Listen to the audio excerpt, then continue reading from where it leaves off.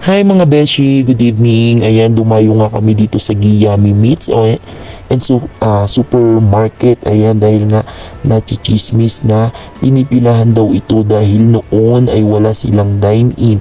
Ngayon, meron na silang dine-in. Yes, pwede ka nang mag-dine-in doon at pwedeng magluto doon. Doon ka na magluluto. Ayan, totoo nga ang chismis na pinipilahan nga talaga itong supermarket na ito. Kaya naman susubukan namin mga beshi ko, kahit na nakakakain naman kami sa bahay ng noodles na yan, syempre iba pa rin yung nakikiuso ka sa trending, char.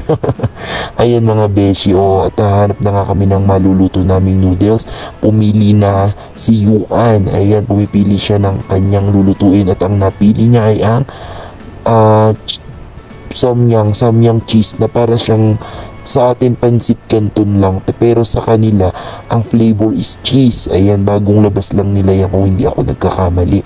At pwede ka ding pumili sa kanila ng mga pwedeng mong ihalo habang niluluto mo yung noodles.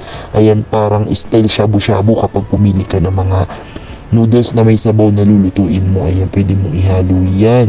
At ayan na nga si Yuan, napaka-hyper, hindi magpapahuli, hindi makakalimutan ang kanyang strawberry juice. Ayan, diba?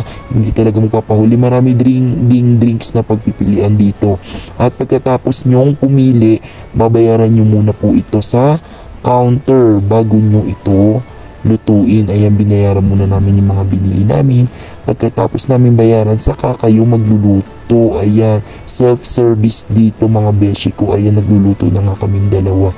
Ayan, pwede rin naman kayo magpa-assist sa guard or kahit sino yung makita mong staff dyan. Ayan, ang problema lang medyo masusungit sila, siguro pagod na. Ayan na mga beshi ko, nakalabas na nga kami. Ito ang kanilang labas. Ayan, maraming table, maraming ang kumakain. Ayan, isubukan nyo na dito mga beshi ko. Be patient lang sa kanilang staff kasi